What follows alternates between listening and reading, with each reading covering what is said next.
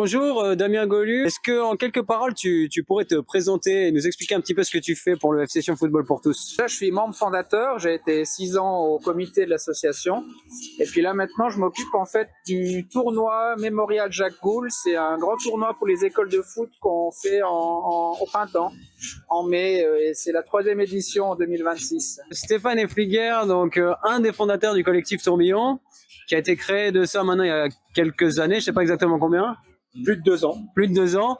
Donc on imagine que vous êtes aussi très impliqué pour la jeunesse. C'était un des créneaux qui nous tenait à cœur lors de la création du collectif Tourbillon. C'était que le foot professionnel, en fait, découle sur la formation et la filière de formation et par ricochet sur la jeunesse. Les enfants, l'école de foot, c'est toujours un âge où l'enthousiasme, et c'est leur premier tournoi souvent, donc c'est vraiment top. Le foot amène des valeurs, amène aussi des liens sociaux qui sont importants.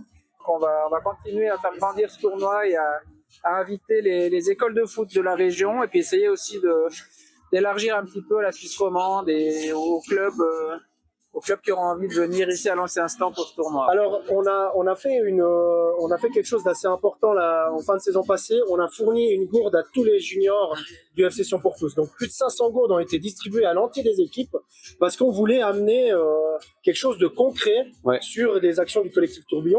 Et quels sont les objectifs? C'est les encourager, et il faut donner aux jeunes aussi l'envie, l'enthousiasme, le plaisir de faire du foot, et ça passe par ces tournois. Et on a aussi, sur les dernières années, soutenu le FC Sion pour tous, soit par des bénévoles pour le 1er août, des bénévoles lors d'un événement pour les juniors ici à l'ancien stand, et c'est par ce biais-là en fait qu'on participe au lien commun. C'est leur premier tournoi, donc c'est le moment où ils peuvent exprimer un petit peu ce qu'ils ont appris pendant l'année.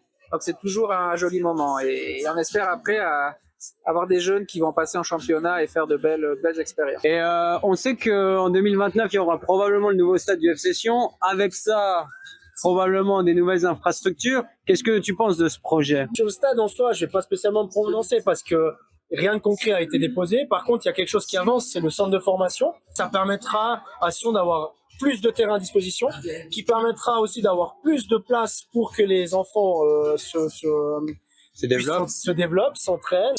Là, on se positionne vraiment pour le soutien à ces infrastructures. Ouais, c'est surtout ce qui vient avec. Voilà, exactement.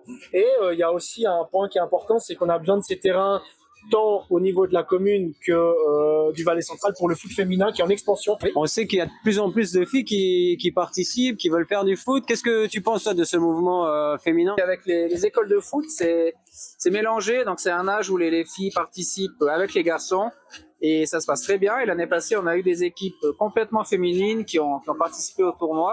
Donc tant mieux s'il y a de l'enthousiasme aussi autour du foot féminin. J'ai même ma fille qui aime le jeu, et ça libère le tout, ça facilite aussi l'intégration, puis le lien autant entre les hommes, les filles, et c'est vraiment les hommes, les femmes, je veux dire, donc c'est vraiment top.